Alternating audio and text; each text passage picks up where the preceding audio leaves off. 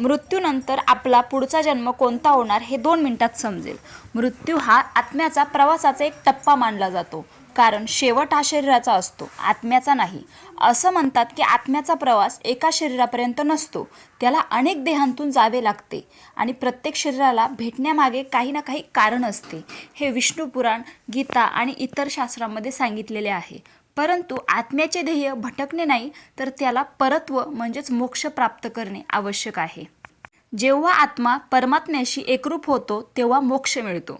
आत्मा केवळ परमात्मा प्राप्त करण्यासाठी विविध शरीरे प्राप्त करतो, परंतु केवळ एकाच इच्छेच्या चक्रात अडकल्याने आत्म्याला पुन्हा पुन्हा वेगवेगळ्या जन्मात जावे लागते. जड भरताची एक कथा सांगितली जाते की तो एक महान संत राजा होता. तो धार्मिक होता आणि लोकांची काळजीही घेत असे. पण एके दिवशी असे झाले की नदीत तो आंघोळ करत असताना एका हरणीने सिंहाच्या भीतीने पळत येऊन नदीत उडी मारली, पण तिला नदी पार करता आली नाही. हरीण गर्भवती होती आणि तिने पाण्यातच तिच्या बाळाला जन्म दिला. तिने एका हरणीला जन्म दिला आणि तिथेच तिचा मृत्यू झाला. ते मूल पाहून राजाला दया आली आणि त्यांनी त्या हरणीच्या बाळाला आपल्या महालात नेले. जड भरत राजाने त्या हरणाचे आपल्या मुलाप्रमाणे संगोपन सुरू केले. हरीणही राजावर खूप प्रेम करू लागले आणि राजासमोर खेळू लागले, जे पाहून जड भरत राजाला आनंद व्हायचा. राजाने हरणाच्या बाळाबद्दलचे आकर्षण वाढतच गेले आणि हळूहळू तो म्हातारा होऊन मेला. पण मृत्यूसमयी त्याचा त्या हरिणीबद्दलचा मोह संपला नाही. तो तिचाच विचार करत राहिला. त्याचा परिणाम असा झाला की त्याला मनुष्य योनीतून प्राण्यांच्या योनीत जावे लागले आणि तो स्वतःच्या हरणाच्या गर्भात आला आणि त्याने पुढील जन्म हरणाच्या रूपात घेतला. अशा प्रकारे ह्या कथेत सांगितले आहे की मृत्यूच्या वेळी ज्या भावनेत व्यक्ती असतो त्याच भावनेने त्याचा पुढील जन्म मिळतो.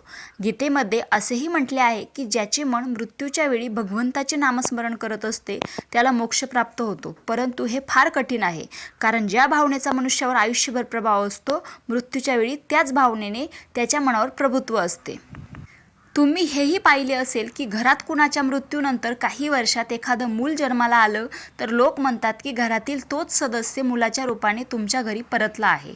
वास्तविक हे त्या व्यक्तीची त्याच्या कुटुंबाप्रती असलेलं प्रेम आणि मोह दर्शवते, कारण माणूस आपल्या वासना आणि कुटुंबाशी असलेला मोह यातून लवकर मुक्त होऊ शकत नाही. गरुड पुराणात कर्माचे महत्त्व सांगितले आहे. त्यानुसार मनुष्य जे कर्म करतो त्याला पुढचा जन्म मिळतो. म्हणूनच कर्म आणि कामना ह्या दोन्ही गोष्टी माणसाच्या पुढील जन्माचे कारण मानले जाते. रामकृष्ण हरी.